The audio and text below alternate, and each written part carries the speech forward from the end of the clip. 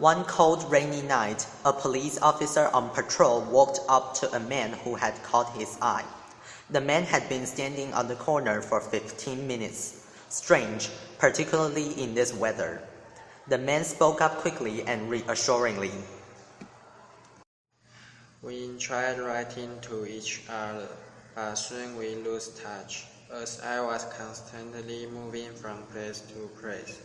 But sir, wherever I went, I was always looking forward to this day.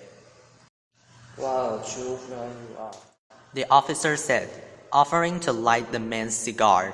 As the officer struck a match, he saw the man more clearly, a scar near his keen eyes, a square face, and a shiny gold pin with a large shiny diamond on his scarf. Thanks. The man puffed. Jimmy was a decent man, and I hope he is done well. The officer said. Well, sir, I'm sure you done well yourself. The man grinned. How right you are. Life in the West was tough. I had been competing with some smart guys and taking a few trains, but I did well. The officer replied. I have to go. Are you sure you want to run? It's cold. The man nodded. Yes, I believe Jimmy will show up. The officer bade him good night and left. The man looked at his gold watch, whose hands, made of small diamonds, said 3 minutes to 10. The wind blew harder. The man pulled up his coat collar. The coat was nothing. He had seen much worse.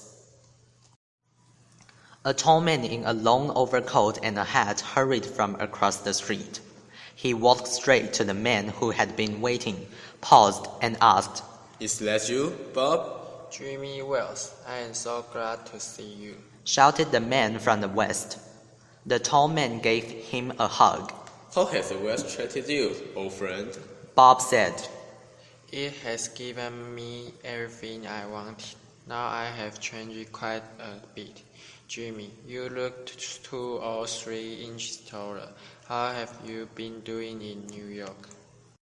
Not bad, said the tall man. I work for the city government.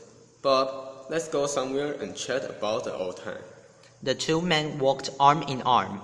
The man from the west talked proudly about himself.